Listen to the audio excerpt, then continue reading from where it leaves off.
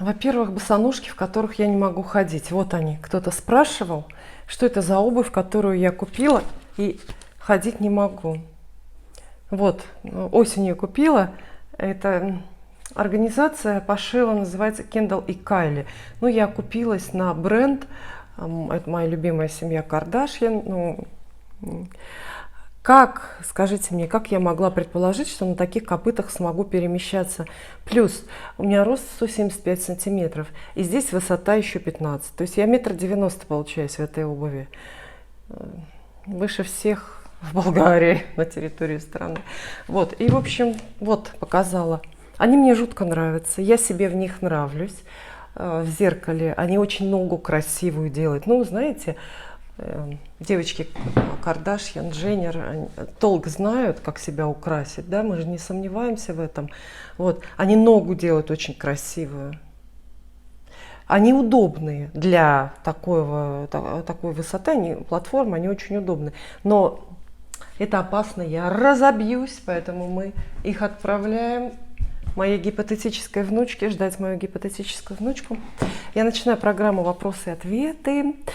Итак, в прошлой программе мы коснулись темы, я вам рассказала, такой универсальный ключик, как определить парня, нового парня или не нового парня, подходит он вам или нет. Такая универсальная отмычка, которая ответит сразу на все вопросы и все снимет сомнения. Немножко напомню, вам надо спросить себя, задать себе вопрос, достойна ли я этого человека.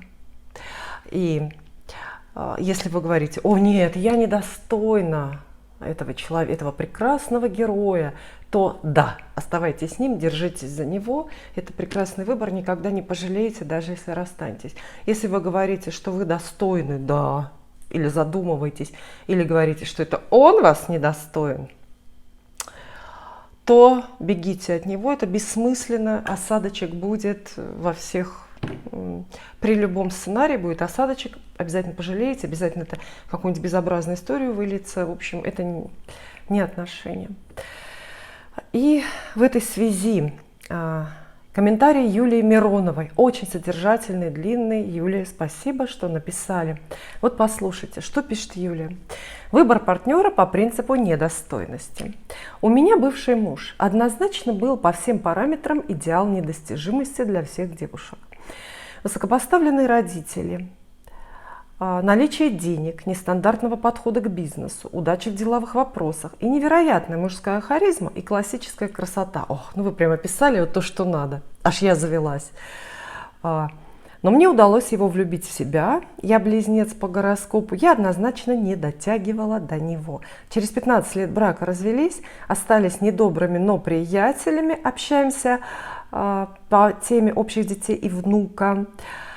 Однако я все же являюсь моложавой, красивой, успешной женщиной, коей была всегда, в том числе и в браке. Ищу теперь мужа, который будет считать себя недостойным меня, любить, заботиться и стараться дотянуться. Странно, но вокруг меня, включая мою родную сестру, именно такие браки очень крепкие и на сегодняшний день существуют. У меня вопроса пока нет, но все же интересно ваше мнение на это мое практическое наблюдение. Юлия, естественно, у меня мнение есть, но несколько замечаний к вашей жизни и к вашему письму. Прекрасная история, прекрасная. То есть мы аплодируем стоя, понимаете? В вашей жизни все сложилось. Брак с идеальным мужчиной. Брак-то состоялся 15 лет, понимаете? Это не 15 месяцев, это не 15 дней, 15 лет. То есть это колоссальная часть жизни. Это 15 лет – это абсолютно состоявшийся брак. И тут нельзя говорить о том, что это ошибка или какая-то драма, драматическое расставание. Все, родились дети, есть внук. Чего еще надо? То есть история такая, знаете, очень завершенная, она какая-то цельная, и вы получили счастье, да, кусочек своего вот этого женского, да не кусочек, а кусище, 15 лет.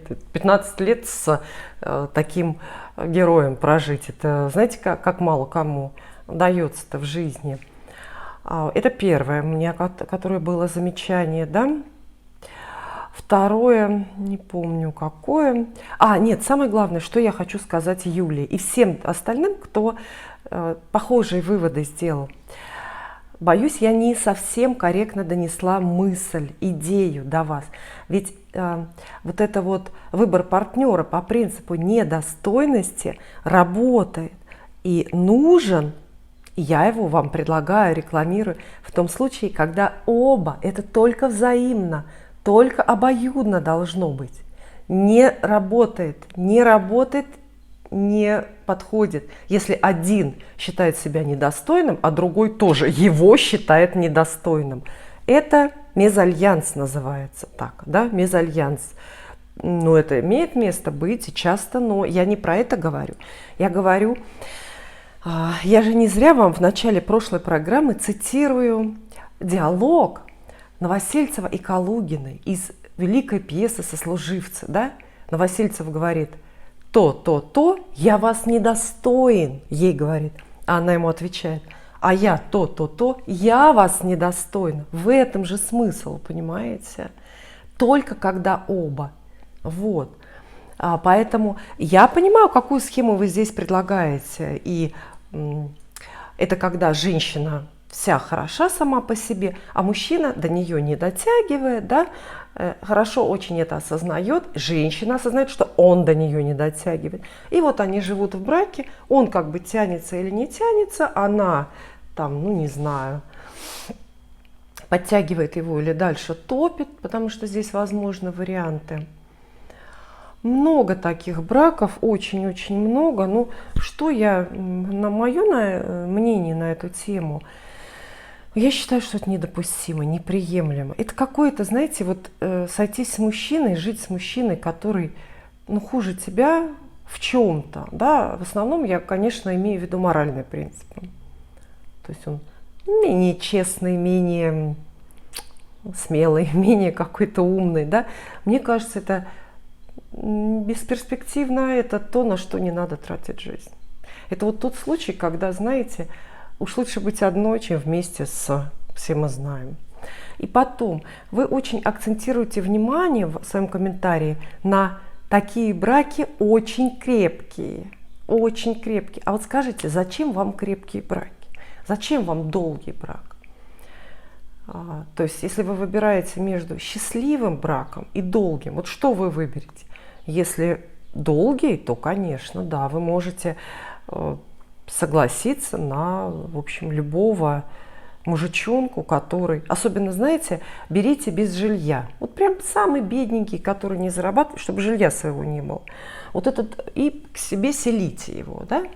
И вот этот вообще брак будет идеально долгим, крепким, потому что ему некуда уйти, понимаете? Это мужичок, он так и будет жить, там по хозяйству что-то будет суетиться, попивать, естественно, ну, вас поколачивать, понятно, что, потому что как недостижимую звезду, мечту, ее же надо иногда показать, ее место, да?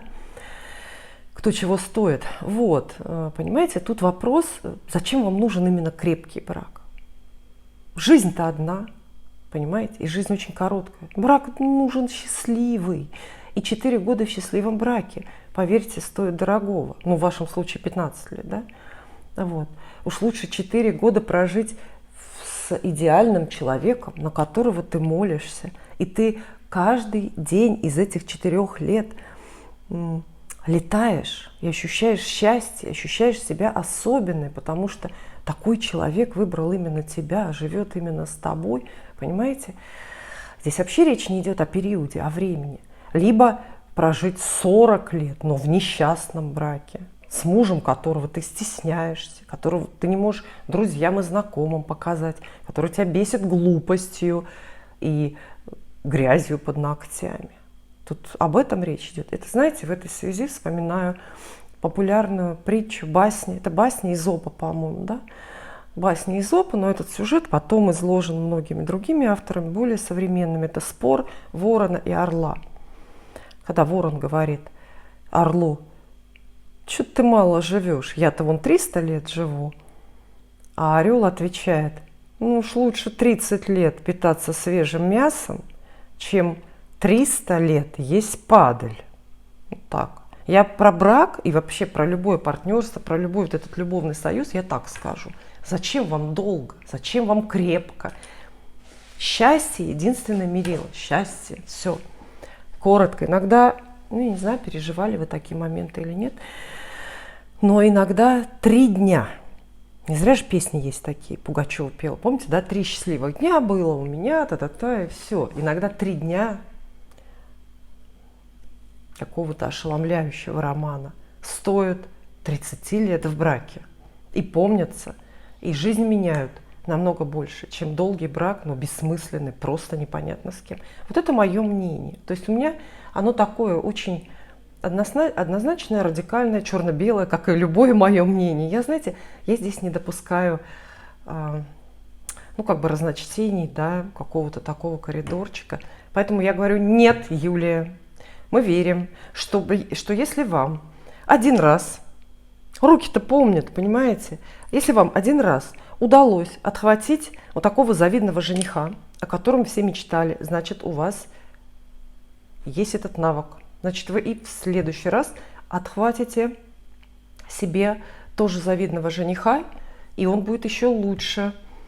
Вот. А сестру вашу, я поняла так, что у вашей сестры такой брак, да, с мужчиной, который ее не дотягивает. Сестру не слушайте. Это ее случай, это ее вариант. У вас своя судьба, своя, как говорится, как говорила мама, да, голова на плечах. Вот, никого не слушайте на эту тему. Когда вас будут уговаривать, там, соглашаться, это, знаете, ну, это вообще очень плохое выражение. Тоже многие женщины слышали: тебе надо понизить планку. Вот ты одна, потому что у тебя высокая планка. Вот ты понизишь планку, и тогда кто-то найдется. Понимаете, так люди ведь говорят. Почему? Это люди, которые вам не желают. По сути, вы то же самое здесь предлагаете, да, в вашем комментарии. А по сути, это люди вам не желают добра, которые говорят: понижай планку. Нет, это завистники, это бежать надо, исключать такое общение, убирать. А вот, планку надо держать, повышать. А понижение планки почему еще плохо? Да, это вот я всем женщинам хочу сказать, да, там, потому что много комментариев каких-то похожих насчет там, где взять идеальных и так далее. Вот. Понимаете, почему понижать планку плохо? В прошлой программе я сказала, вот механизм очень простой. Вы понижаете планку, соглашаетесь на мужчину, который там по разным параметрам, социальным, физическим, не знаю, материальным, хуже вас, не дотягивает. Что дальше происходит? Вы сами несчастны. Вы видите, что с вами не герой. И вы начинаете его долбить, пилить, задалбывать, учить, переделывать, улучшать. Это такой колоссальный расход энергии. А вместо этого вы могли быть счастливой. Одинокой, но счастливой. Или нашли бы действительно какого-то идеального парня себе. Понимаете? Дальше что происходит? Этот ваш неидеальный герой. Ну, терпение у него не безграничное, правда же, да? Он от вас бежит. Потому что вы ему всю плешь проели его неидеальностью. И все. А планка уже у вас уронена, да? А дальше куда путь? Назад пути нет. Дальше вы понижаете еще планочку, да? И следующего партнера берете еще ниже, с еще большим разрывом от себя, еще менее достойного, чем вы. Что получается дальше? Ну, вы понимаете, да? До каких серых мышей вы дойдете с такой политикой? До серых мышей. Это анекдот есть неприличный, пошлый, матерный. Но все понимают, да, про что я говорю. Поэтому нет, тут смысл же в том, что только взаимное величие. Он смотрит на нее, как на королеву красоты. Ну или там, неважно, кто как называет, кто с кем ассоциирует. И она смотрит на него, как на, ну не знаю, лауреата Нобелевской премии. Ну вот. Или как на какого-нибудь голливудского артиста, да, молится, что-то недостижимое, что-то такое. Вот ведь о чем речь идет. А вот на ваш вопрос я ответила, вот моя позиция вот такая. Ни в коем случае, никакого роняния планочки, никакого занижения, ничего, только вверх. Ведь понимаете еще, почему так надо планку повышать свою? Потому что ваша-то ценность с годами растет, правда? Вы в себя-то вкладываетесь, вы же умнеете, у вас растет карьера, вы развиваетесь духовно, интеллектуально. А с какой стати вы себя дешевле должны отдавать в итоге? Нет, я протестую. Нет, все, запрещаю.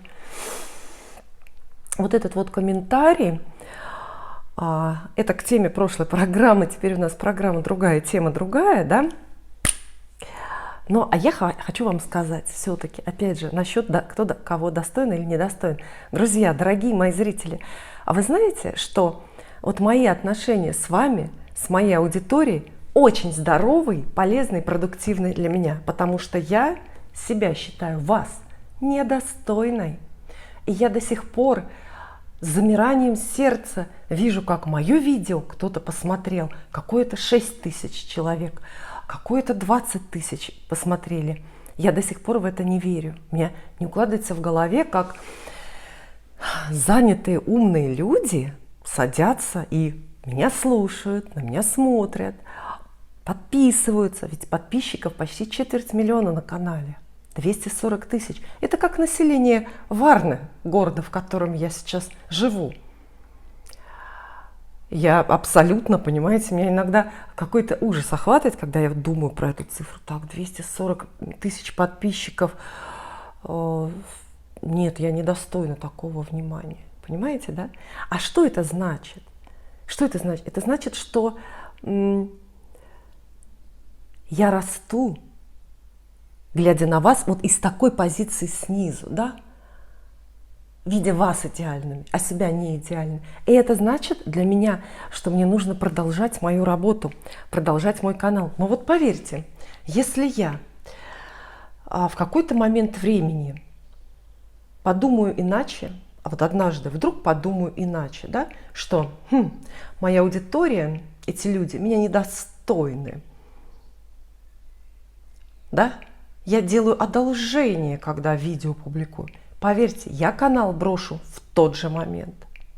Переключусь на что-то другое, у меня много талантов и увлечений. Вот, понимаете, да? Ну и тема сегодняшней программы. И хочу объявить, извините, опять сносочка небольшая.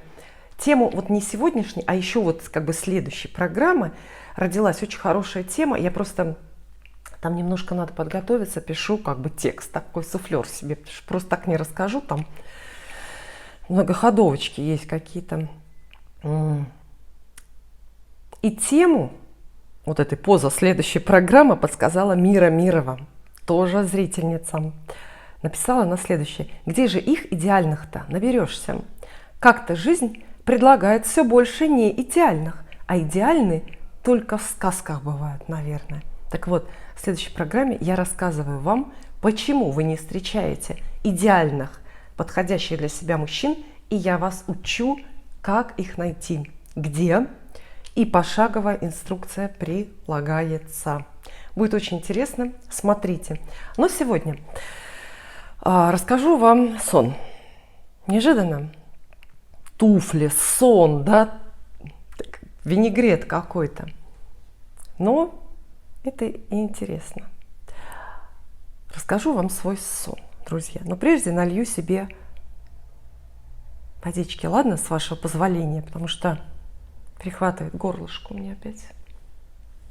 Итак, на днях я увидела совершенно необычный для себя живой сон.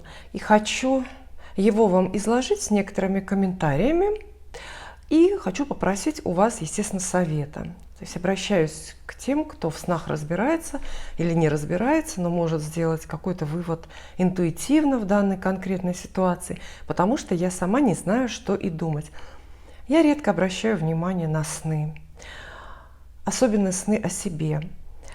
Тем более никогда их не записываю, не пытаюсь смотреть в сонники и делать выводы. Хотя значение символов в снах я, в силу профессии своей, естественно, знаю. И вот на днях я вижу сон следующего содержания. Я в паре.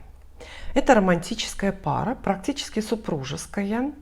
Я и один мальчик, мужчина, молодой человек, как хотите назовите, реальное лицо.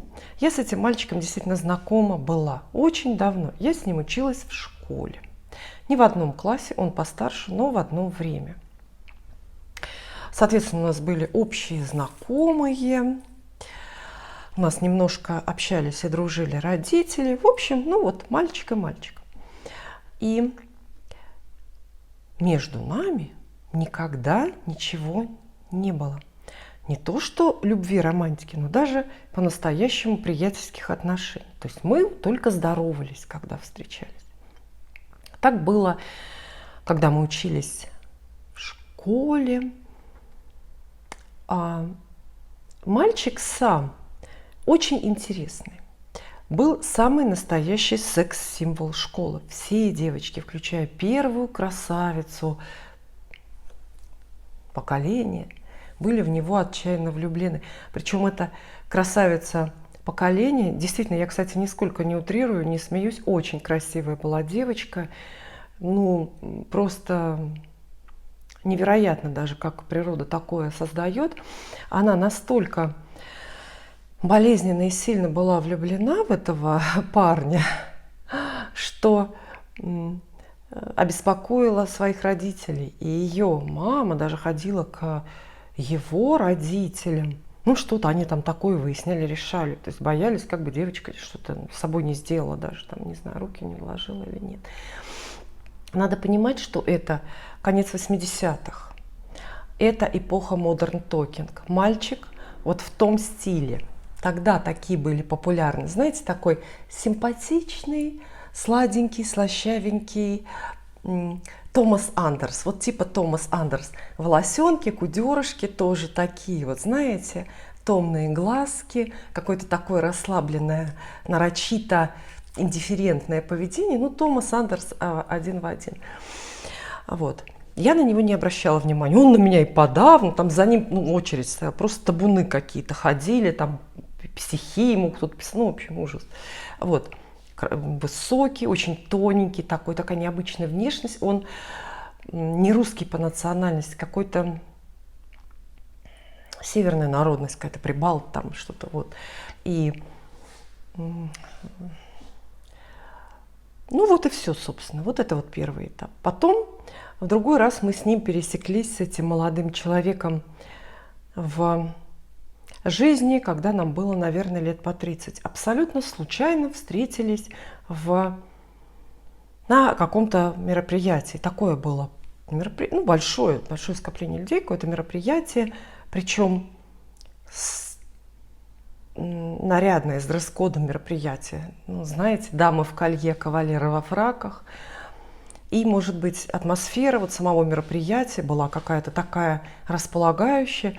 В общем, мы с ним, они виделись после школы, естественно, абсолютно, да, прошло там лет, ну сколько, 13, да, 15. Вот. И мы почему-то бросились друг другу в объятия, как старые приятели. У нас оказались общие темы для разговора, ну, про сплетничать, да, про там, кто с кем учился, кто с кем женился. Вот. И мы с ним этот вечер провели там на мероприятии, как-то вместе уселись, это все почему-то было естественно. Он меня подвез до дома потом.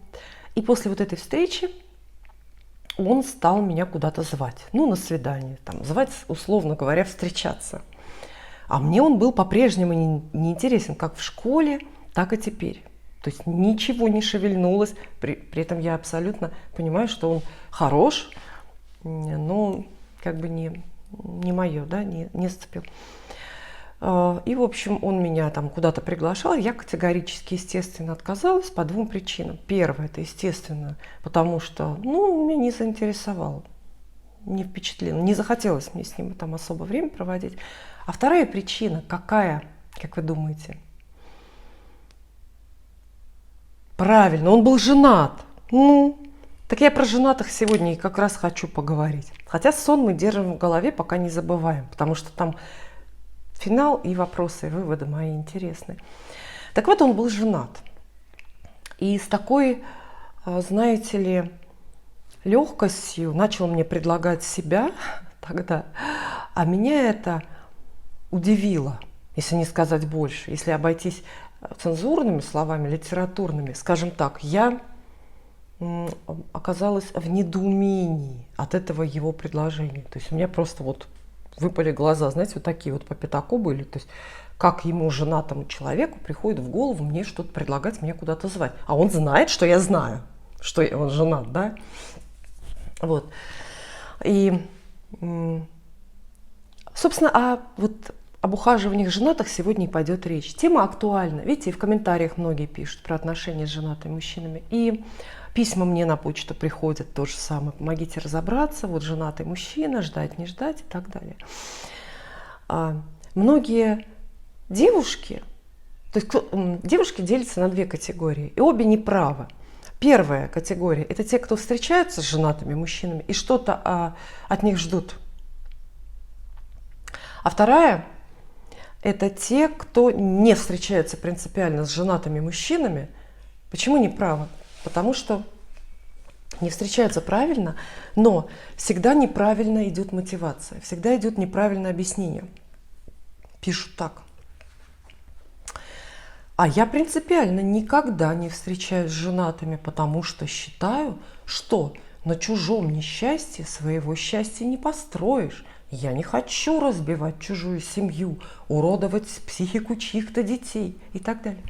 Вот это принципиально такая прям вороночка, провальная позиция. Это, знаете, как в нашем детстве говорили, мания величия на почве комплекса неполноценности у вас, девочки, если вы не хотите разбивать чужое счастье. Потому что, когда к вам подходит женатый мужчина, с чего вы взяли, что он вам предлагает вообще счастье, а своей жене несчастье? С чего вы взяли, что он собирается там с кем-то разводиться, доводить всю вашу историю до сведения своих детей, лишать их семьи? Нет. Женатый мужчина предлагает вам, когда подходит, абсолютно точно предлагает вам только лишь бесплатное физиологическое обслуживание. В лучшем случае платное.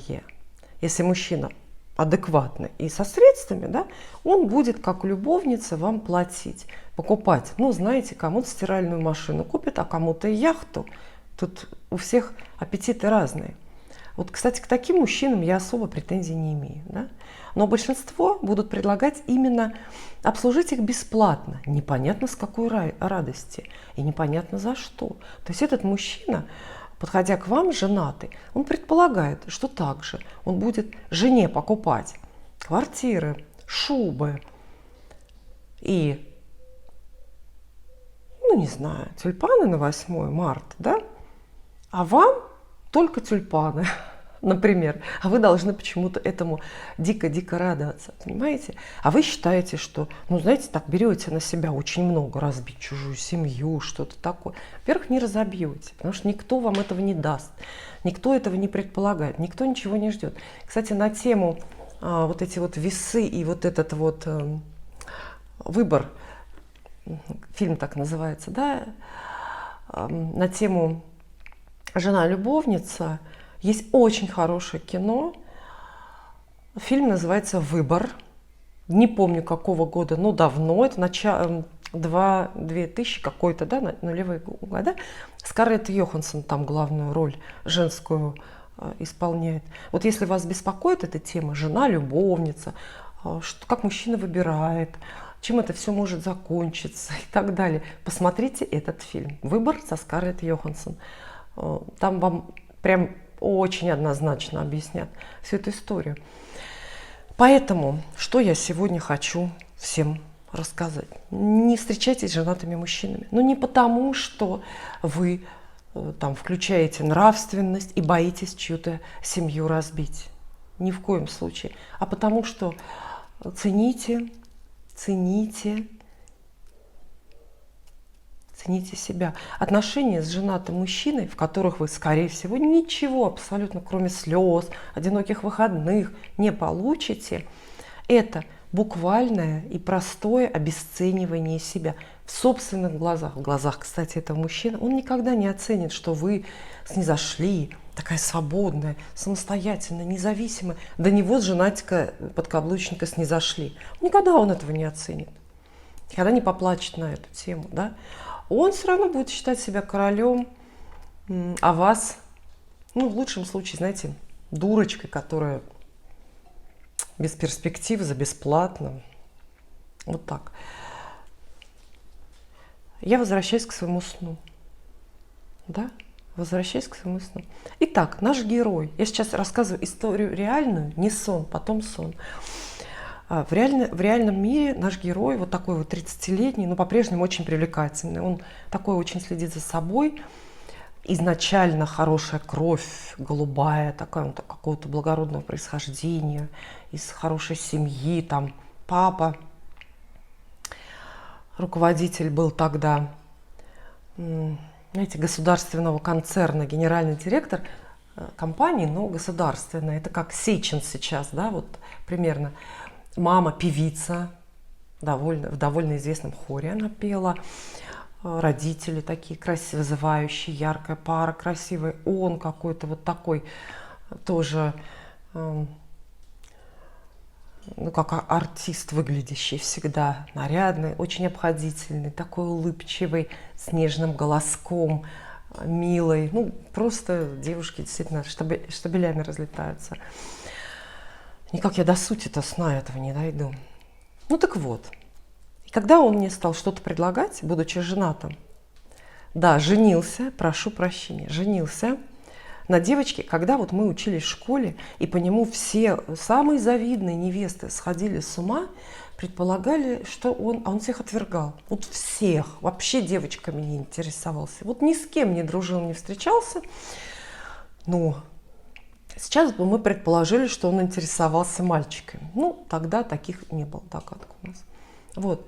И мы предполагали, я думаю, его родители предполагали для него самый выгодный брак и самую необыкновенную пассию. Наверное, думали, что он женится на дочке министра какого-нибудь или депутата, да? Ну, то есть виделось что-то такое, какая-то пара ему подстать.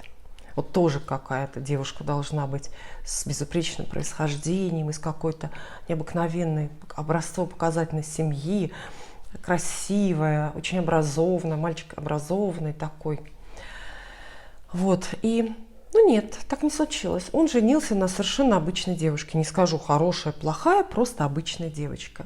Из простой семьи, ну не рабочей, крестьянской, ну обычная, да, какая-то такая семья. Вот. Совершенно обычная внешность. Вот я даже не могу вспомнить ее на лицо. Хотя я с ней была знакома тоже. Так, мельком, но видела. Вот. И обычного характера, без каких-то выдающихся достижений. Ну, то есть вот очень-очень такая средненькая девочка, которая, тем не менее, его очень быстро превратила в подкаблучника, самого настоящего подкаблучника. Я не думаю, что это такая сила воли была у девочки. Я не думаю, что у нее был такой, ну, знаете, железный запас воли, нервов, там, уверенности, чтобы его заломать. Да? Я думаю, что он сам по себе такой.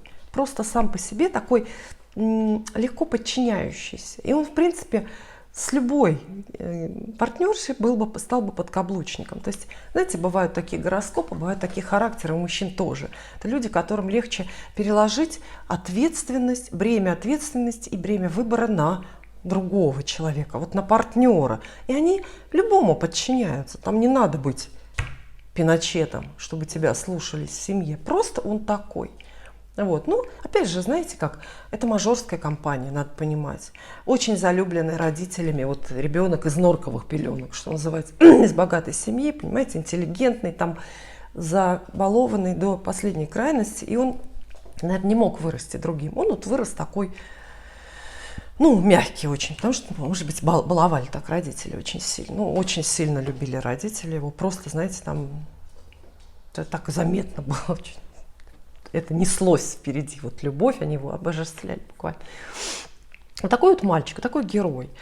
Стал он меня звать, причем так настойчиво, вдруг проявил удивительную настойчивость. Вы знаете, я нет, он опять звонит. Я не знаю, у меня 117 пропущенных иной раз бывало. Я не знала, как отвязаться. И даже у дома стал караулить, представляете? Иду, в машине сидит у дома. А я это очень не люблю. Ну, то есть полностью. Как бы меня это не нравится, так скажем. Вот. Но в итоге я от него отвязалась. Кое-как отвязалась, и что интересно, полностью забыла этот эпизод. Ну вообще, то есть... И получается, с тех пор, значит, сколько это было? 30 лет нам, значит, сейчас за 50. И, ну, получается, 20 лет. Я его не видела. Никоим образом ни от кого о нем не слышала.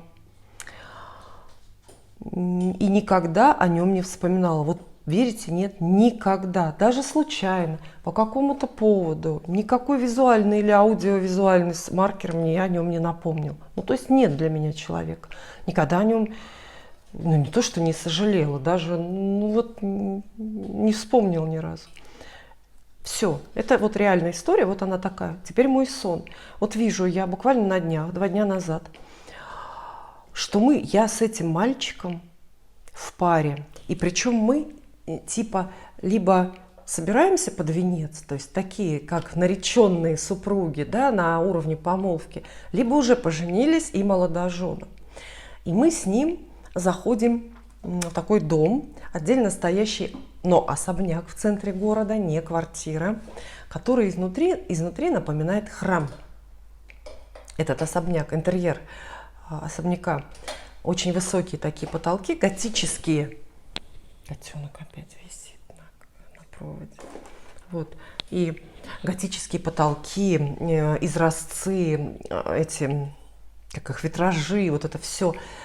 Все помещение залито каким-то нереальным, знаете, божественным светом, как-то бликует все на вроде северного сияния.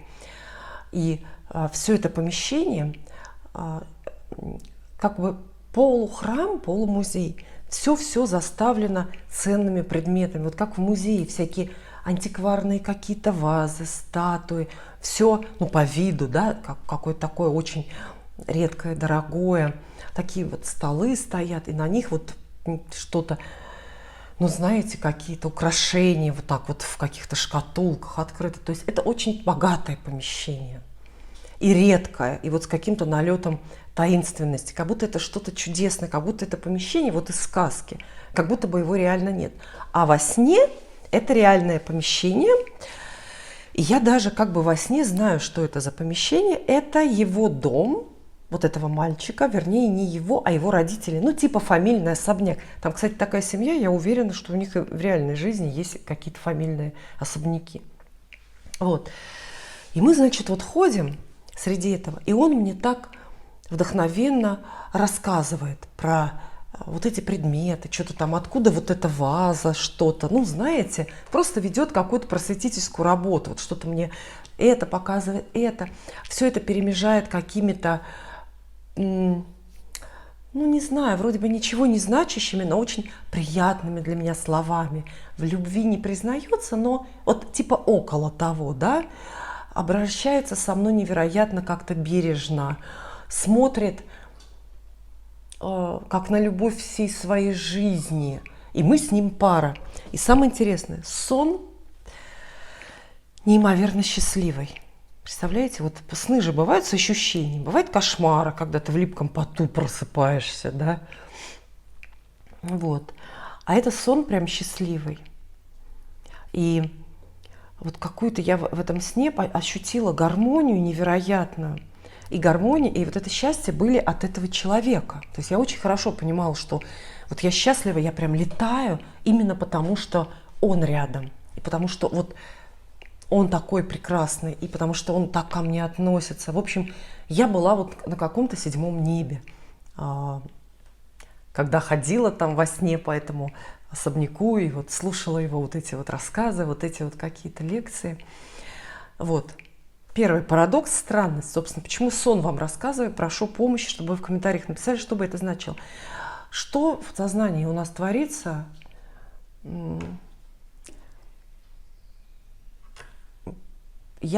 Представьте, вот такой сон содержательный, насыщенный, запоминающийся, я же его запомнила в деталях, приснился про совершенно постороннего человека, про которого я даже не думала наяву вообще никогда. Даже не думала, что у меня подсознание может помнить такой незначительный персонаж из моей биографии, понимаете?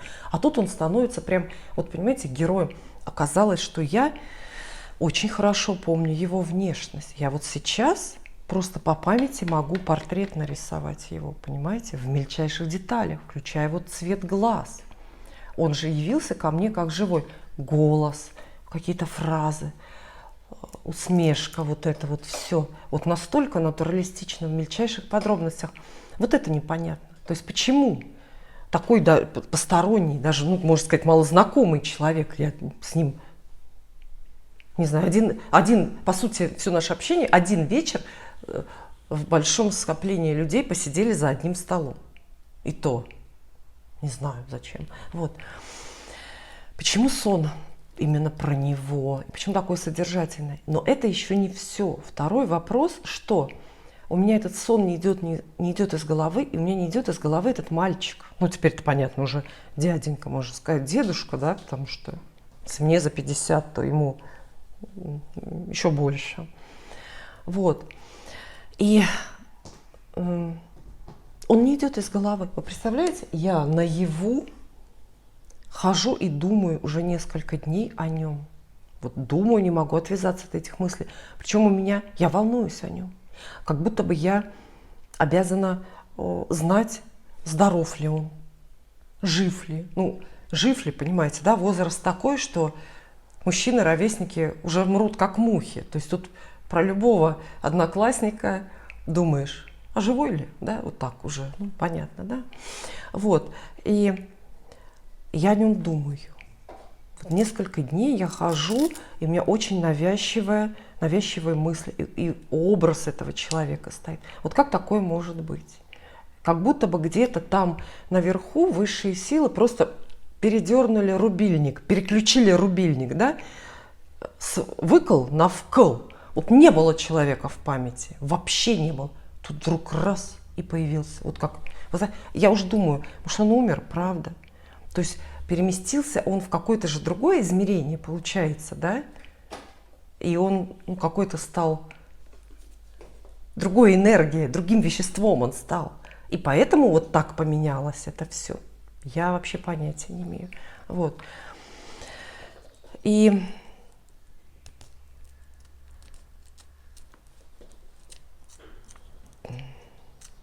ну вот, у меня просьба к вам такая. Вот почему? И скажите, было ли вам такое, чтобы совершенно незнакомый человек, ну как незнакомый, шапошное знакомство, приснился в качестве вот такого вот близкого человека,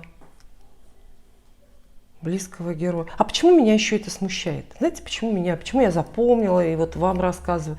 Потому что меня очень пугает, вот я на этом примере с этим сном задумалась, ведь какой хаос, какая там катавасия творится вот у нас в подсознании. И сколько ты не старайся в реальной жизни мыслить рационально и быть умным, достойным человеком, да, поступки и выбор жизненный все равно диктуют подсознание. Ты все равно будешь все делать и все чувствовать то, что родит оно. Вот это неведомое альтер-эго, которое непонятно здесь, где оно там сидит, да, и которое вот выбрасывает такие, ну, прямо скажем, странные истории в виде снов. Вот. Какая-то неуправляемость процесса меня смущает здесь и удивляет. Вообще что-то хотела еще умное, естественно, вам сказать, но все забыла. Ну, друзья, мне снова придется прерваться, надо включить свет. Видите, стемнело, я на закате села писать. Но я хорошо знаю, что мои программы вы смотрите не ради историй, а ради гадания. И я сейчас действительно некоторым из вас погадаю на картах. Как только выберу достойную колоду, вопросы и комментарии у нас сегодня есть, но очень содержательные, интересные, прямо на редкость. Итак, может быть, ну давайте воспользуемся классикой жанра. Колода Таро Кроули, самая такая бытовая, повседневная у меня. Итак, вопрос задает Валерия Д. Длинный комментарий. Я, может быть, в целях экономии буду пропускать, Валерия. Простите. Может быть, буду немножко там пропускать, чтобы компактнее, чтобы зрители не теряли нить повествования в процессе. Но все-таки тема эта очень большая, интересная многим. Итак, Валерия Д. пишет. Хотелось бы услышать мысли насчет отношений с мужчинами, женщин, у которых есть дети от бывшего мужа. Насколько вероятен такой союз, подводные камни и основные мотивации у нового мужчины? Стремление обрасти мать в лице женщины. О, здесь вы далеко зашли. Быть в энергетике женственности и материнства? Почему при огромном количестве молодых свободных женщин выбор падает на женщину с детьми? Зачем мужчине трудности в виде вынужденного общения и присутствия бывшего мужа, ну то есть отца детей? Вообще разведенные женщины с детьми, что вы об этом думаете? Сейчас так обидно называют разведенку с прицепом. Не понимаю, что можно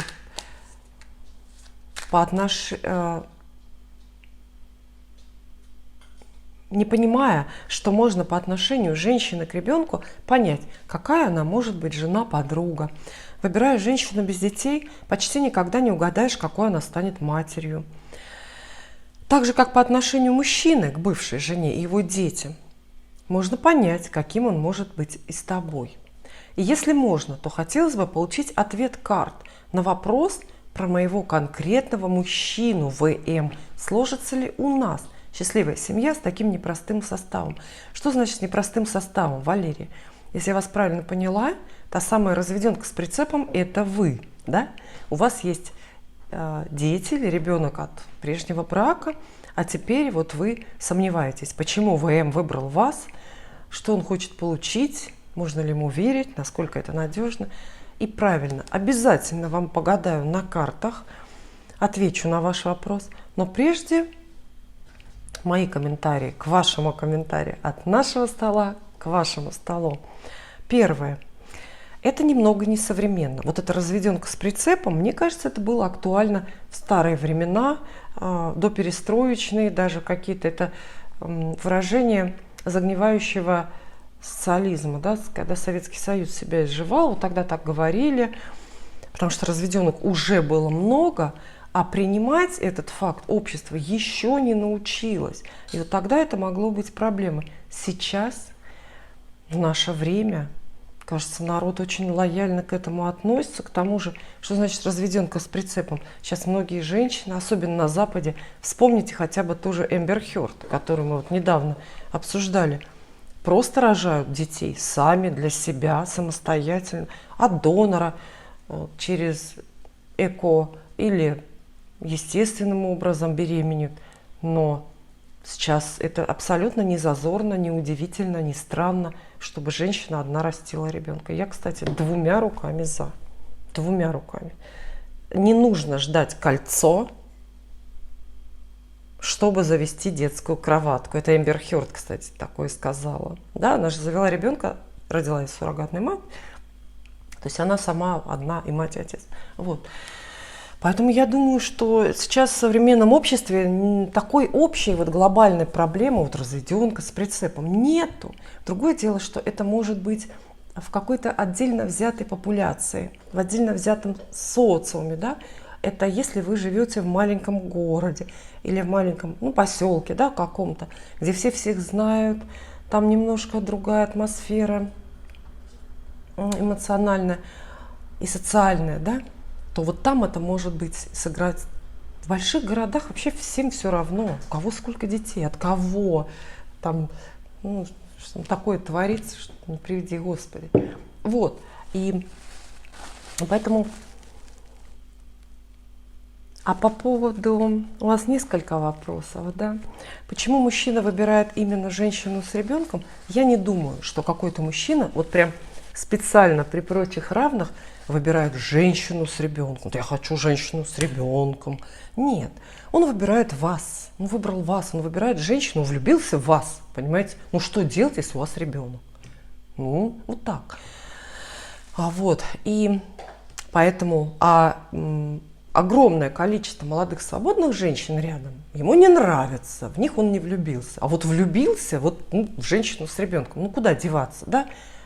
Сильно, как говорится, сердцу не прикажешь, ну вот так вот, ну, случилось и случилось. Вот. И мне нравятся женщины, которые в одиночестве растят детей. Мне это очень нравится. Более того, я сейчас еще для многих удивительную или крамольную вещь скажу. Для ребенка лучше, когда его один человек воспитывает. Это не открытие, это доказано, понимаете, абсолютно психологами, и много научных работ на эту тему. Там далеко ходить не надо. Просто ребенок здоровее растет, когда у ребенка ресурс установить эмоциональную связь только с одним человеком. У него нет больше ресурсов. На двоих родителей у него нет. Как собачка. У вас есть собака? Вот у кого есть собака, тот поймет. На двоих брать одну собаку невозможно. Бессмысленно. У собаки будет связь эмоциональная только с одним человеком. У него будет один хозяин. И все. Ребенок ничем не отличается от собаки. Ничем. Механизмы мыслительные точно такие же. И ребенку намного легче жить, когда у него один объект для любви, для подражания, для обожания, для внимания и так далее. Когда ребенка вынуждают разрывать все это между двумя, то у него когнитивный диссонанс происходит. А родители в основном и вынуждают, да, обязательно говорят: скажи мама и папа. Ложечку за маму и за папу. Ну все, ребенок не понимает, так за маму или за папу. Определитесь уже, он так хочет вам сказать, понимаете. Вот. Я очень люблю женщин, которые растят детей сами. И я вижу, что дети здоровее вырастают в таких семьях, неполных, как раньше говорили. Вот. И да, действительно, можно лучше понять женщину, там, какая она будет мама. Это понятно, что это все. Вот. А вообще-то, мужчины, которые не хотят категорически женщину с чужими детьми, уподобляются кому? Ну, первобытным людям или даже более животным. Вы знаете, в животном мире это распространено. Ведь лев, когда выбирает себе, вот берет самку. Если у нее есть детеныши от другого самца в это время, он их убивает. Убивает, понимаете? И такое среди крупных морских млекопитающих распространено. Вот у китов там, по-моему, то же самое. Убивает от прежнего партнера детей. Но, понимаете, это инстинкты, это природа, это заложено животным миром, природой, потому что у любого самца задача как можно шире распространять собственный геном, собственные гены, дать как можно больше потомства, а, соответственно, уменьшить потомство от других самцов. Вот. И вот когда мужчина какой-то говорит, там, не женюсь на женщине с детьми, терпеть не могу вот этих чужих детей и все. Я вот такого мужчину вижу, ну вот, большим синим китом, например, или вот львом. Ну, то есть вот уровень развития, понимаете, да? Мозг с горошину. То есть это инстинкты, это такое животное. А ведь мы себя постоянно противопоставляем животному миру. Мы говорим, вот мы-то на вершине пищевой цепочки, человек хозяин мира, все это правда. Но почему-то очень многие недалеко ушли вот в этом развитии от животных. Поэтому, если вам такой мужчина встречается, который не может полюбить вашего ребенка, не хочет, там, отрицает, то он кит. Ну вот кит, понимаете, которого рот намного больше мозга. Все, желудок больше мозга. Вот. И я абсолютно уверена, что это недостойные герои, вообще недостойные, которых можно в жизнь свою впускать. Ну и потом опасно.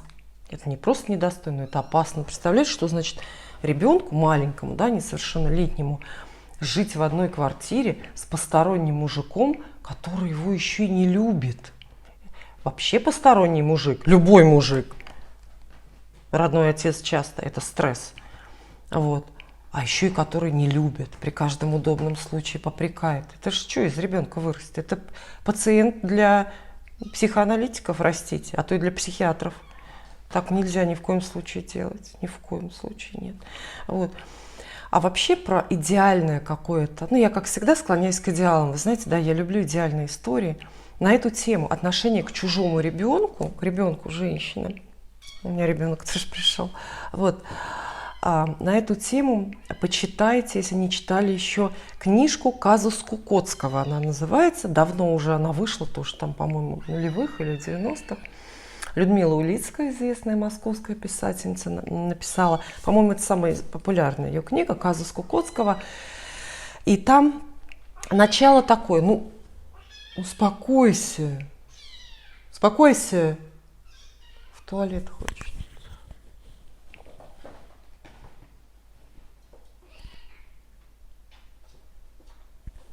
Там начало такое. Наш герой, главный герой, собственно, Кукоцкий сам, знакомится с женщиной. Мы снова прерываемся. По техническим причинам. Представьте, что вы смотрите театральное представление в нескольких актах, и постоянно антракт какой-то наступает. Выпейте коньяк пока в театральном буфете, лимончиком закусите. Так вот, образцово-показательная для меня и для многих модель поведения мужчины с ребенком, чужим ребенком. В этой книжке «Казус Кукоцкого» изложено, там наш герой встречается и женится на женщине, у которой есть девочка, дочка Таня. И он эту Таню очень сильно полюбил. Там в начале повествования, по-моему, ей 5 лет, и он ее очень крепко полюбил, как собственного ребенка. То есть просто полюбил отчаянно ребенка. И, ну, собственно, весь казус Кукоцкого, весь сюжет произведения, завязка, развязка особенно, крутится на ценности вот этой девочки, вот для этого мужчины, получается, отчима, приемного отца ее. И там есть еще вот такой эпизод, такой абзац. Даже сказано, что он, этот самый Кукоцкий, отказался от собственных детей, ну то есть от идеи родить собственных детей с этой женщиной, чтобы, послушайте, не подвергать испытанию свою любовь к этой девочке, понимаете, чтобы не проверять свою любовь к этой чужой девочке на прочность рождением собственных детей. Представляете, какая конструкция? Вот это человек, да? Вот это человеческий подход. Это человек, ну, homo sapiens, да? Человек мыслящий, разумный, человек, понимающий ответственность, которую... Вот. И потом, вообще, когда мужчина любит женщину, он любит и ее детей. Понимаете? Если не любит ваших детей, мужчина не любит ваших детей, он не любит и вас.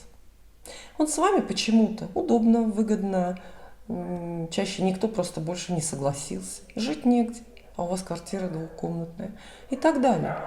И вас не любят, потому что они проецируют чувства. Если мужчина вот вас любит, боготворит, он обязательно полюбит ваших детей. Вот. Вот такая вот моя концепция. И Валерию, да, я просто спешу, я очень волнуюсь в таких ситуациях, когда вижу вот женщин с подобными проблемами. Мне жалко как бы заранее детей, у которых какой-то злой отчим будет. Поэтому я Валерии хочу сказать, что вот так. Только оставайтесь с этим человеком. А нам сейчас карта все расскажет, да? Только если он любит ваших детей. Ну, мы отвечаем с картами на вопрос Валерии. Сложатся ли у нее отношения с ВМ? Сложатся ли... не отношения. Счастливая семья с таким непростым составом. Я думаю, что карта нам ответит. Но имейте в виду, я правду буду говорить. Потому что тут такой вопрос, где я не имею права что-то сгладить, да? Этического права не имею. Дети на весах. Ну, даже больше карт достану для вас. Сложится. Да, сложится семья, вы к этому идете. Действительно счастливая семья будет, счастливый дом, стабильный дом, полная чаша. И именно про чувства мужчины карты, наверное, я тут ничего не скажу, карты не говорят. Но только понятно, что очень большая у вас жажда у обоих быть вместе. Вот. Есть страсть, есть какое-то вот то самое, наверное, ощущение достоин, недостоин, да? Вот. Поэтому, да, безусловно, дом, семья. Вот. Некоторые сомнения есть, некоторая растерянность, некоторые, ну, знаете, эпизоды такие растянутые во времени. Но в итоге именно семья складывается. И почему-то карта здесь четверка пентаклей есть еще, да? А она здесь как про дом. То есть карта в целом вам, Валерия, советует обратить внимание именно на дом, как стены, то есть на жилище. Ваша семья счастливая сложится в каком-то определенном доме. Мы понимаем, да, что дом, площадь, жилищные условия определяют все абсолютно. Потому что в большом доме, огромном, ты себя ощущаешь одним человеком, в маленьком – другим. Поэтому обратите внимание на сам дом. То есть вопрос не сложится, даже не сложится семья, а где сложится, в каком доме. Понятно, что если чужого ребенка легче любить. Чужого ребенка легче любить в большом доме, да, в особняке, где разные туалеты, разные спальни. А попробуй в однокомнатной хрущевке, да, с чужим ребенком. Тут уже любовь у тебя другая немножко будет. Поэтому на дом, на жилищные условия обращайте внимание, и будет вам счастье. Это хороший очень ответ такой. Вот еще очень интересный комментарий. Очень нестандартный. Прямо вот должна вам прочитать. И вопрос тоже есть. Гульнара пишет. Много лет встречалась с молодым человеком. Все это время периодически расходились, потом сходились. Он говорил, что не любит меня, а воспринимает как друга. Поняли, да? В итоге поженились. По причине моей беременности. Прошло много лет. Теперь он почти каждый день говорит, как сильно он меня любит, но в своей любви к нему я уже не уверена. Вопрос к картам такой. Действительно ли любит меня мой муж или по-прежнему воспринимает как друга и как долго продлится наш брак? Тут знаете, Гульнара, еще ведь в чем дело? Гороскопы разные, и понимание любви у всех разное. То есть для кого-то вот это вот ощущение друга – это и есть любовь, а на другое они не способны. Это бывает, например, когда Венера в какой-нибудь воздушной позиции. Знаете, когда вот Венера в Близнецах. Человек холодноватое сердце имеет и романтически сильно не влюбляется. И при этом страсть такая острая, чуждая для него, например. Вот. И для него дружба, любопытство, интерес, приятельство заменяют любовь. Понимаете? И такой человек, да, он с вами дружит и говорит, что любит, и действительно любит, потому что по-другому он не умеет. Тут тоже важно, с кем вы имеете дело, да? Вот. Но почему у вас остались сомнения? Ведь он же тем более сам говорит. Он тем более все время с вами. Поженились. Не знаю, почему вы его подозреваете. Однако мы спросим карты для Гульнары.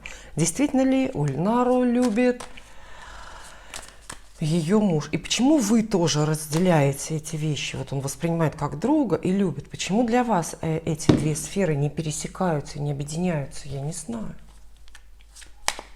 Значит, у вас водная Венера. Вот так. Внутри карты.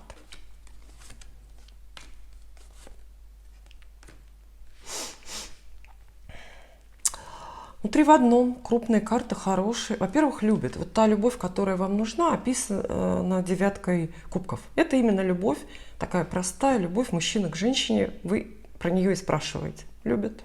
Да, действительно любит. Но есть еще нечто. уважает. Ах, вы этого как раз не хотите, да? Ну, куда деваться? Он прям на вас молится. Он видит в вас какую-то мудрую женщину высшего порядка. Вот ощущает себя недостойным вас. И при этом он очень предан браку. Он вас любит, но он еще и ценит вашу роль в браке, вот так скажем. Наверное, этого не было бы, ни любви, ни вот этой вашей ценности, значимости, если бы не было именно брака. Началось все с брака, пусть вынужденного, но он вот дал такой вам эффект. Дальше. Прекрасный вопрос. Катя Стенваль спрашивает.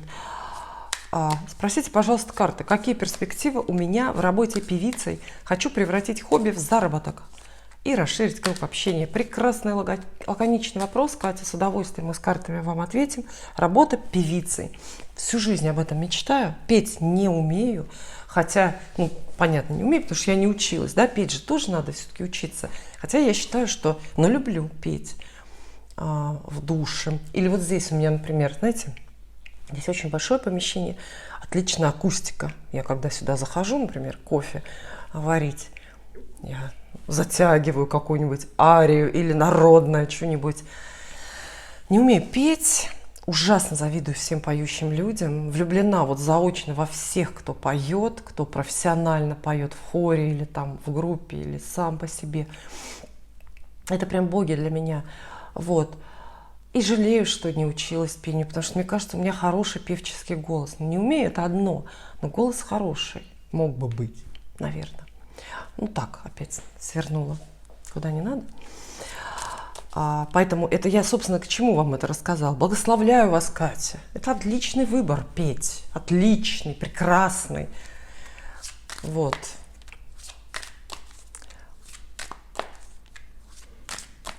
Итак, вопрос к картам.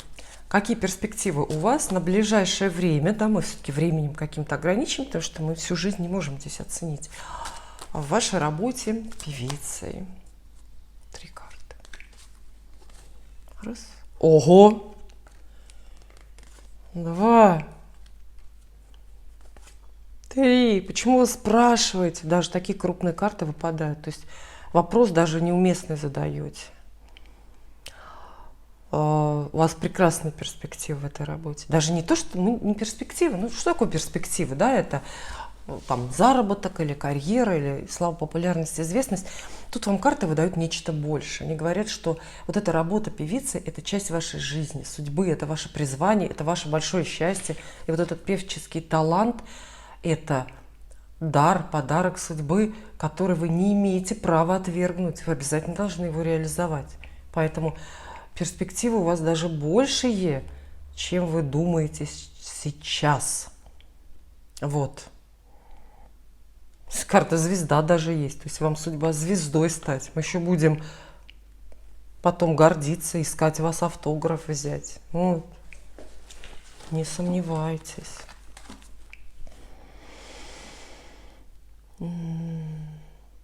Елена Пешкова спрашивает.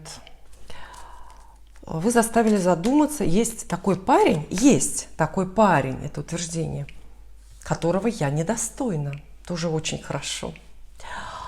А вот как узнать, считает ли он меня так же? Увы, я не уверена. Мы спросим карты, как к вам относится этот парень, да? Как к вам, если он вот так же считает, что вас недостоин, ну это будет прекрасное попадание, да? Но мы это в картах увидим. То есть карты вполне такое состояние, такое отношение могут описать. Так и будет.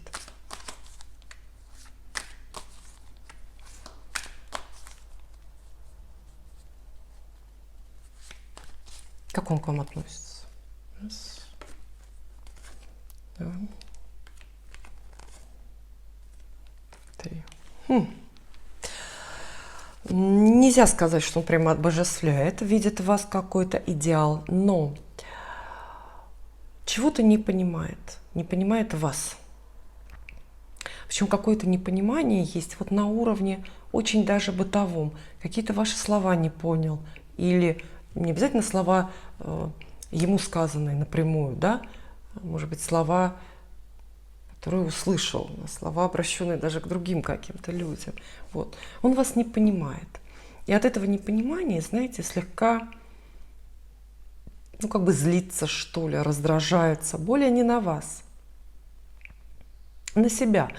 Вы ему интересны, вы кажетесь ему подходящей для него, но на данный момент это все. Чтобы он оценил потом, пришел к выводу, достойны вы его или нет, он должен вас лучше узнать, понять. То есть совет карт такой: дайте этому парню возможность вас понять. Если вы с ним разговариваете, ну вот общаетесь, да, то есть у вас есть поводы, работаете, например, вместе, старайтесь с ним разговаривать более внимательно.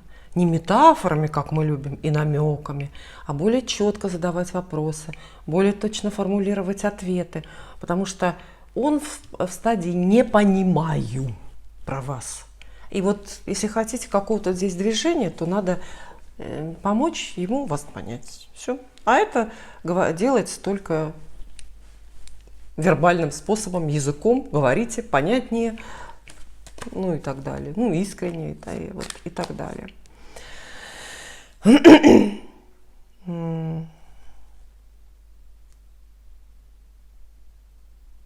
Шипа написала не вопрос, но комментарий все-таки я вам зачитаю, потому что он тоже необычную ситуацию описывает. Живем 31 год. Представьте, 31 год с одним человеком.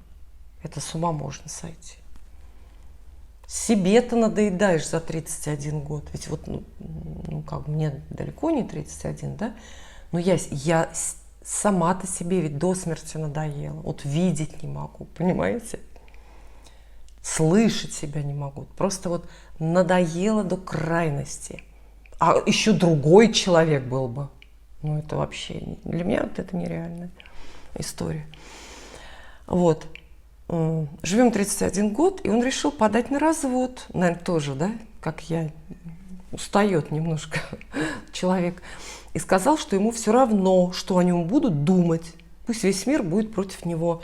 Прошел месяц, вот жду, когда пригласят в суд на процесс. Ну, тут, как говорится, без комментариев. Что сказать? Ну, человек свободный, он может выбирать, да, у нас свобода перемещения, Конституция закреплена, так что он тут противоправно ничего не делает, осудить мы его не можем. Идет, значит, пускай идет, с катертью ему дорогу. Попутного ветра в спинку. По работе интересный тоже такой вопрос. Содержатель Ната Вега пишет. На затмении лишилась работы. Решила отдохнуть и подумать, как быть дальше. Искать похожее место или кардинально сменить сферу. Переучиться на бьюти-мастер. Ой, это мое любимое. Вот я в следующей жизни буду бьюти-мастером. Я по натуре очень инертный человек. Любые перемены воспринимаю со скрипом. В натальной карте сплошная земля и вода. Но, может быть, Вселенная, лишив меня работы, намекает, что нужно что-то менять? Прошу вас, задайте вопрос. Буду ли я довольна, если все-таки решусь сменить род деятельности? Конкретно я не абстрактно спрашиваю на любую деятельность там, сменить. Нет, это вот то, что вы написали на бьюти-мастера. Успешно или не успешно? 3 карты тоже для Ната Вега. Раз, 2. Да, абсолютно успешно. Более того, видите, карта колесница есть. Колесница – знак необходимых перемен. Похоже, что вы уже не выбираете. Ну, знаете как, пока вы сидите и думаете, менять, не менять, рынок труда поменялся, и вы уже по прошлой своей вот этой специальности по-любому не устроитесь. Нет местов нет, не возьмут вас никуда. И вас судьба заставит, но это счастливые перемены. Да, не по вашему плану, немножко катится само, но это счастливые перемены. Победные, триумфальные это перемены. Однозначно. менять. Вот. Что вас ждет в этом случае? Деньги. А что вы хотели еще? Естественно, ради чего походы на работу и вообще все? Без денег, да? Кто бы работал? Хотя я записываю это видео, да? Вы же знаете, монетизация отключена ведь в России с февраля текущего года. Это одна из первых санкций была, которая вот в феврале включились. Одна из первых – это отключение рекламы, соответственно, монетизации на Ютубе на территории России. Вот. Так вот, деньги. Рыцарь Пентаклей. Очень хороший, жирный денежный поток, но не только. Иерофант, и как хотите. Это и возможность учиться с большим удовольствием. И вообще как наращивать не только знания, но и духовный уровень. Это и возможность встретить достойных людей или достойного человека, возможность воплотить идею, творчески реализоваться, возможность в конце концов кого-то потом обучать. То есть весь спектр. Берите, что хотите, выбирайте. Вот. Поэтому Ната Вега, мы за вас. Неизбежно. Это все равно случится. Колесница, понимаете? Против колесницы не попрешь. Это все равно случится, карты говорят. А вы сейчас можете либо до последнего, знаете, этому препятствовать, ну, либо сразу согласиться. Ваш выбор такой. А отказаться от этого нельзя уже. Дальше. Тоже очень интересный вопрос. Очень. Карина, так, не могу прочитать. Каринаша, наверное, так, что ли, не вижу. Меня расстроил ваш комментарий по поводу того, что лишь мужчины построили этот мир. Лишь на них держится прогресс. Обращаясь к истории, мы и так все понимаем, что женщинам просто не давали дорогу в мужской мир. Они были угнетены, но какие-то женщины проникают в мужские профессии.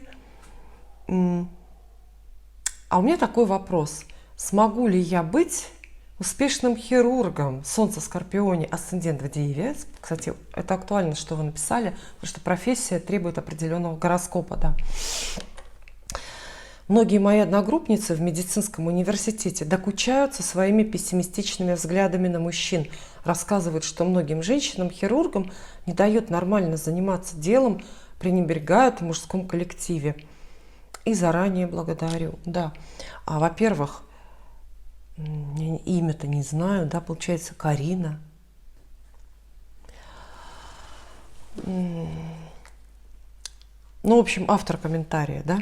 Во-первых, мы все, и я, включая меня, мы преклоняемся перед вашим выбором, героическую профессию, нужную, такую безупречно благородную вы себе выбрали. Пожалуйста, становитесь хирургом, спасайте жизни. Мы полностью здесь за вас. Вот. По гороскопу вам подходит эта работа, представляете, потому что это работа для скорпионов. Почему? Потому что скорпионы – это самые выносливые люди. А ведь успешный хирург – это не столько талант, там, хорошее зрение, точная рука, это выносливость. Хирургами могут работать только очень крепкие физические люди, потому что это титанический физический труд. Операции длятся долго, некоторые десятки часов, понимаете? И надо стоять в одной позе. Вот представляете, вот так вот 12 часов. Это, единицы могут. Скорпионы могут. А скорпионы – это самые физически сильные люди. Вот. И кроме того, скорпионы умеют переносить непереносимые для других знаков эмоциональные нагрузки. А эмоционально работа хирурга очень трудная, да, на уровне помрет, не помрет, он у тебя просто под скальпелем, да, то есть попадание. Но асцендент в Деве тоже в чем-то помогает, он вам помогает учиться, это очень трудно учиться на хирурга, помогает, дает усидчивость, последовательность, серьезность и так далее, то есть по гороскопу попадание 100%. Вот. А по поводу комментариев, то, что вам докучают девочки, да, хочу сказать, вам обязательно придется конкурировать с мужчинами-хирургами, вы понимаете, да, как любой женщине в мужской профессии. Женщины же некоторые и на летчиков выучиваются. Здесь, кстати, в Варнинском авиаотряде есть женщина-капитан корабля, командир корабля, да, экипажа, командир экипажа, как это называется, да, командир экипажа вроде. И я летала с ней, там же объявляют вначале, да, командир корабля, экипаж приветствует вас, та-та-та-та. Вот. И как любой женщине, которая вот в мужской профессии, придется с мужчиной конкурировать. Неизбежно. Особенно там, где водятся деньги. Потому что, вы знаете, мужчины очень любят деньги. Мужской мир – денежный мир. За деньги они удавятся и удавят кого угодно. И вот я так думаю, что женщине-хирургу легко пробиться где-то, где не платят, да? В какой-нибудь государственной поликлинике за 3 копейки, где там оклад, бюджет. А вот в местах частные клиники, да, какие-то редкие операции, где прям конкретные платятся деньги, там, конечно, вам пробиваться придется, расталкивать локтями их со страшной силой. Но не только мужчин, и женщин тоже. Вы же и других женщин-хирургов будете встречать. Я думаю, что это конкурентная вообще профессия. Если хотите денег, если чисто вопрос стоит о призвании, о служении, о спасении жизней, это прекрасно, тогда, наверное, конкуренция будет меньше. Туда не многие ходят, да, все идут все-таки за деньгами, чтобы много зарабатывать. Я уверена, что вы, конечно, сможете стать успешным хирургом. Знаете, почему уверена? А потому что эту профессию просто так не выбирают. Случайно в хирурги не ходят. Сам факт, что вы выбрали, и вы об этом задумываетесь, спрашиваете, уже говорит, что колоссальная работа проделана. И выбор мучительный, но очень правильный сделан. Поэтому уже получится успешным хирургом. Можно случайно выучиться там, ну я не знаю, на кого-то другого. На артистку, мне кажется, можно случайно выучиться, да, потому что, ну, просто весело, красиво пошла, а потом не нравится. А на хирурга случайно ты не выучишься, потому что это очень трудно. Это все.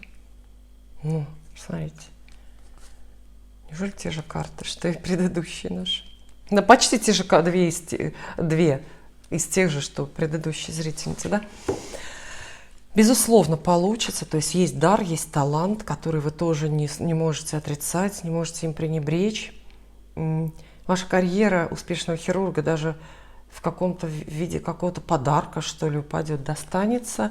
Успех денежный, реализация профессиональная вас ждет. И, собственно, владычество, да, 2 жезлов здесь подписали так, владычество. Но карта доминирования называется, если дословно переводить, вот как у Кроули. Доминирование, что такое доминирование? Это победа в конкуренции. То есть вы будете очень конкурентоспособны как хирург. Браво! Это, а что еще называется успехом, правда?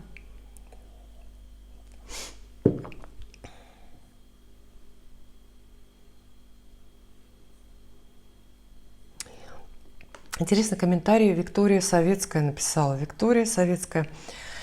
Стариками родитесь вы русские, это кавычки, цитата. Это из Горького, да, «Старуха Изергиль». Меня этим старуха Изергиль поразила, когда в 10-летнем возрасте узнала себя в этих русских. Ну, это правда. Кстати, Горький, очень много у него есть вот таких отсылок. Ссылок на русских, русскость, и они все нелицеприятные. Вот такого типа. Есть более грубые. Я как-нибудь даже хочу отдельно выступить с этим. Ну, эти мои культурологические исследования никому не интересны, их никто не слушает, не смотрит, а мне это самое как раз интересно. Вот. Всегда была жутко серьезной девочкой, легкости не хватало, отсюда множество проблем. Виктория, я вам, по-моему, даже ответила, напишите, скажите нам.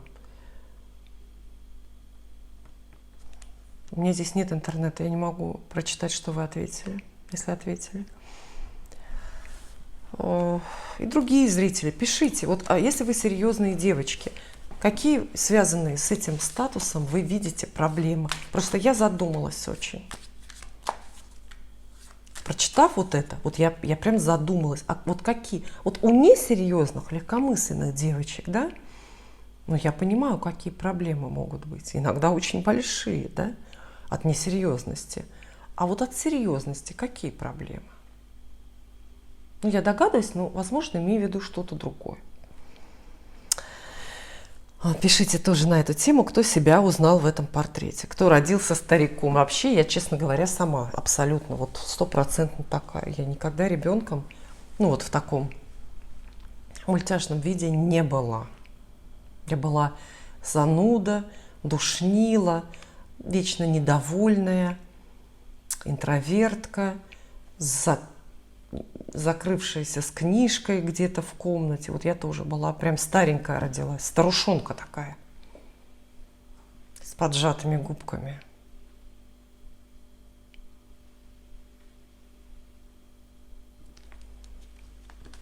В детские игры я не играла. Мне вот это чуждо, там классики, что-то старики-разбойники, дети вокруг бегают, а я сижу как баран.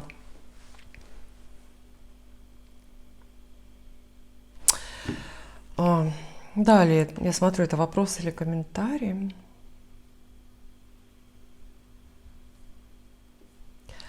Лоа пишет: расскажу вам свою историю. Спасибо, мы любим как раз истории. Через несколько дней мне исполнится 36 лет. Я никогда не была замужем и сейчас ни с кем не встречаюсь. Вокруг меня много ровесниц в браке с детьми, некоторым детям уже по 12-15 лет. В то время, когда все строили семьи, я усиленно отдавалась работе. Теперь меня часто охватывает паника и ужас, что не смогу обрести семейного счастья. 36 лет. Ну, это вы рано паникуете, очень рано. При этом я понимаю, что искренне хочу стать мамой и женой. Но в голове все чаще всплывают слова одного из бывших. И вот здесь прямо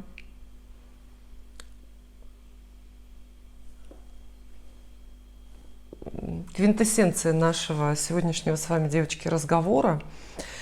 Когда я уходила, он написал: ты будешь нужна или подонком, или таким же скучающим, как я. Потом он извинялся, но фраза навсегда врезалась мне в память. Сейчас я думаю, а что, если он был прав? Подскажите, пожалуйста, удастся ли мне счастливо выйти замуж? Я беру для вас карты, стать мамой. Лоа, во-первых, запомните это себе. И не только в этой ситуации, не только в этом случае, а вообще на всю жизнь, что все люди все говорят про себя. Люди про других ничего не понимают и ничего не думают на самом деле, понимаете? И когда парень говорит: ты будешь нужна подонком, заменяйте ты на я. То есть он говорит про себя, он говорит: я буду нужен только подонком в женском роде. Как это, да? Понятия не имею. Мерзавкам или скучающим женщинам. Он про себя это говорит, понимаете? Мне тоже в молодости говорили некоторые парни, так скажем, да, говорили: ты всегда будешь одна. Но я знаю, что они про себя говорили. Они говорят: я всегда буду один. Ну это ладно, это тоже история для какой-то другой программы, поэтому это полностью его проблемы. Вы молодец, что построили карьеру. Данные 12.06. Солнце асцендент в Близнецах, Венера в Раке. Хороший легкий гороскоп, легкий характер, любознательность, способность к обучению. При этом жажда любви есть. Вы знаете, Венера в Раке, она такая хитрая. Она действительно заставляет вас на интуитивном, каком-то природном уровне хотеть и жаждать вот любви, партнерства, материнства, да, то есть какой-то архетип вот матери и жены сидит в вас. Вам любовь нужна, и семья нужна, и дети нужны. Это да, абсолютно, не обойдетесь без этого. Поэтому возраст по нынешним временам у вас младенческий, 36 лет, еще все спереди у вас. Так что, но спросим карты. Удастся ли вам счастливо выйти замуж и стать мамой? Ограничим сроком, да? Давайте так. 2 года. Выйти ли вы замуж? Ну, возможно, там и ребенок. 2 года.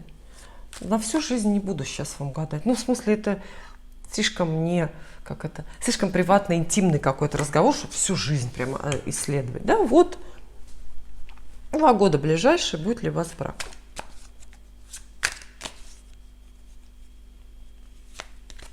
И смотрите мою следующую программу «Вопрос-ответы». Я буду пошагово рассказывать, где брать идеальных мужчин. Как? Это и просто, и сложно. Венера в раке ваша выпала.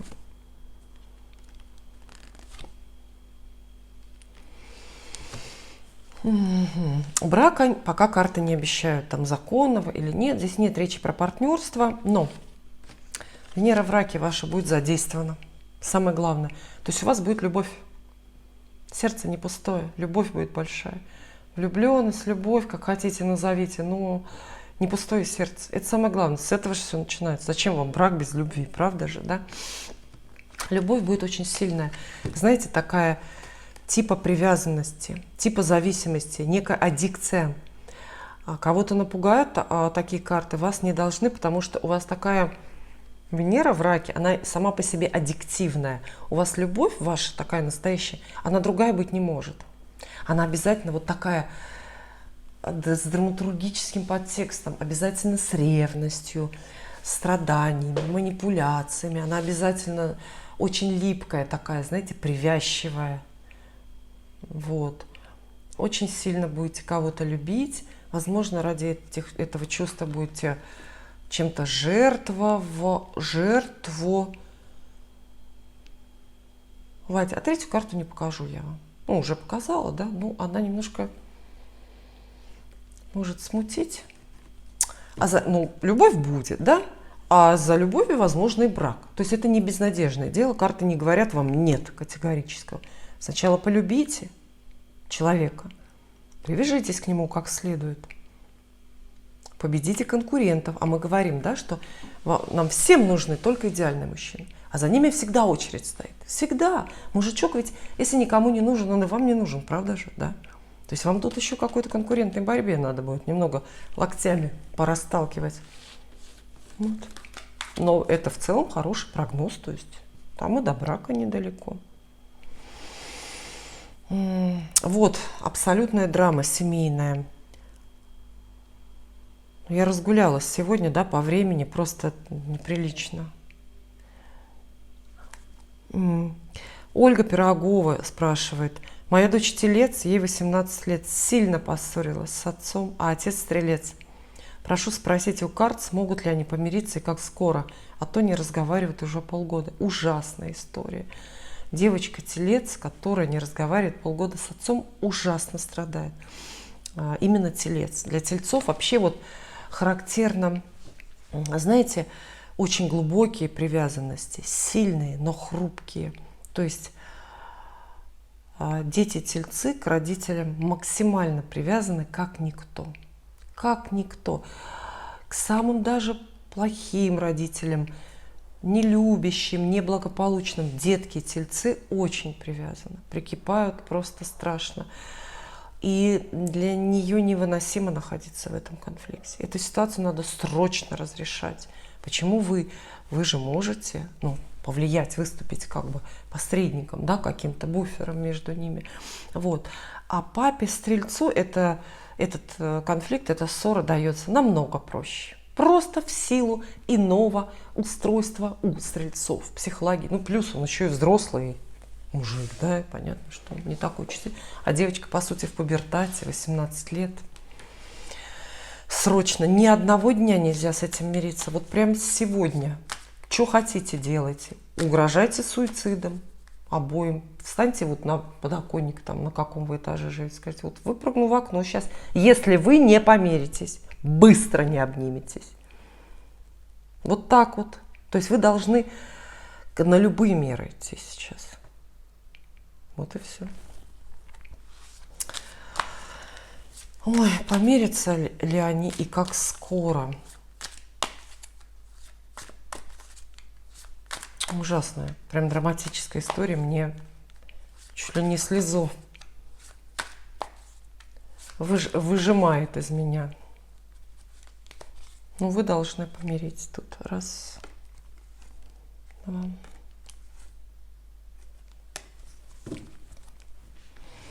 Помирятся. Помирятся скоро, помирить их легко, потому что они любят друг друга и вас. То есть у вас такой, ну, правильная семья, то есть много семейной любви, а она же никуда не девается, да, даже в ссоре. Ресурс-то остается, никуда не девается. Помирятся. Все друг другу простят. То есть примирение будет такое вот полное, исключающие там какие-то блики или, ну, как это, послевкусие, да, после ссоры же всегда бывает, хоть ты помиришь с человеком, какой-то все равно осадочек-то остается, а тут нет. То есть они будут оба счастливы абсолютно, и, но все-таки, видите, с тройки начинается вся эта история, тройка, а это не двое, это трое. Это девочка, ее папа и вы, третий-то человек. Кто? То есть не только они между собой должны помириться, а вы как бы все втроем, это на троих у вас энергия вот эта ссорная распределена. Вы все втроем должны помириться, объединиться как-то. Все. Вот. Поэтому, и главное не затягивать, ни в коем случае полгода, это вообще недопустимо. Полчаса, и уже надо бежать и делать не знаю что. Потом только следите, чтобы опять этого не случилось. Понимаете, да? То есть они помирятся, но потом-то они будут опять все равно ссориться. Это же процесс-то бесконечный. Надо в консерватории что-то подправить. Забейте, не слушайте меня, если не знаете, откуда эта фраза. И Наталья Иванова спрашивает. Мне нравится один мужчина. Его дата рождения, 29-10, да? Алексей. Стоит ли мне проявлять к нему инициативу, так как не дает мне покоя? Мысль, что хорошо было бы, если бы мы были вместе. Пожалуйста, мой вопрос – если будущее совместное, стоит ли мне проявлять инициативу и писать ему? Моя дата 0907. Наталья. Хороший вопрос, такой содержательный, справедливый.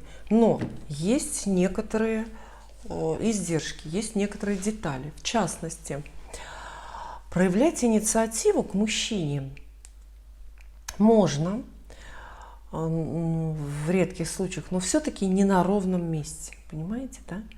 Не на ровном месте. Надо, чтобы все-таки он к вам проявил первый.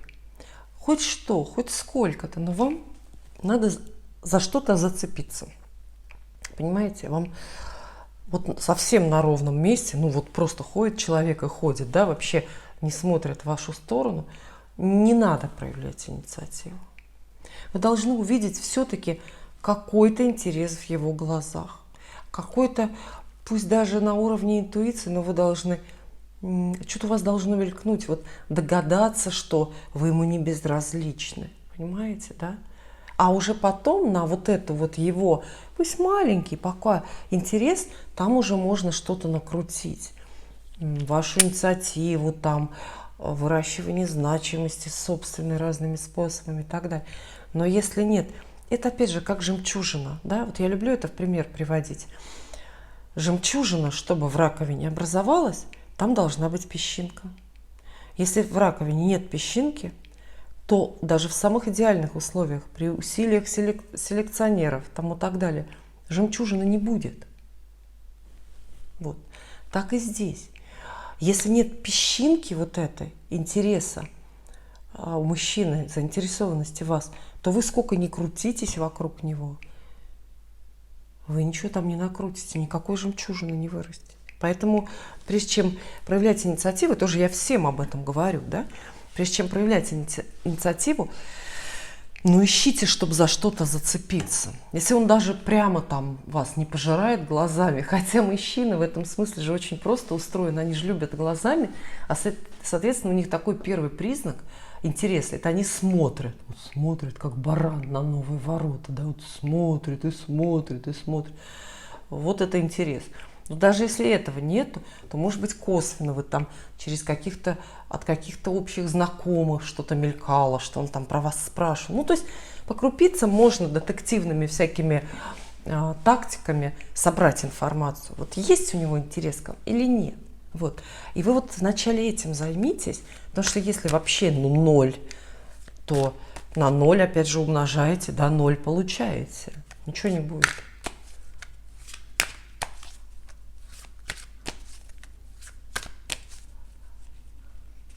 Ну, посмотрим, карты что скажут, да. Есть ли будущее совместное у вас с Алексеем? Наталья с Алексеем. Карты какие благосклонные сегодня к зрителям, да?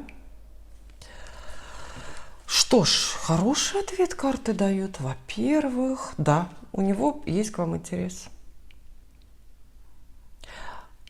29 октября. Скорпион. Скрытный до жути, да? Ужасно скрытный человек. Вы рак. У вас идеальная совместимость. Вы в рамках одной стихии родились. То есть звезды благословляют вас. Разница в возрасте идеальная, 5 лет. У него есть интерес к вам. То есть потенциально страсть между вами, если еще не вспыхнула, то вспыхнет, потому что есть горючее, есть топливо. Мужчина заинтересован или может быть заинтересован очень скоро при малюсеньком усилии с вашей стороны.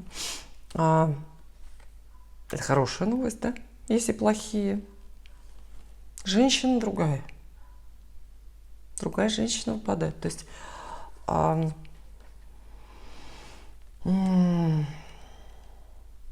ну, не злодейка, не соперница, но другая женщина, которая точно так же, он может ей нравиться, а может они уже встречаются. То есть, а для вас еще и 5. Колода припасла 5 жезлов.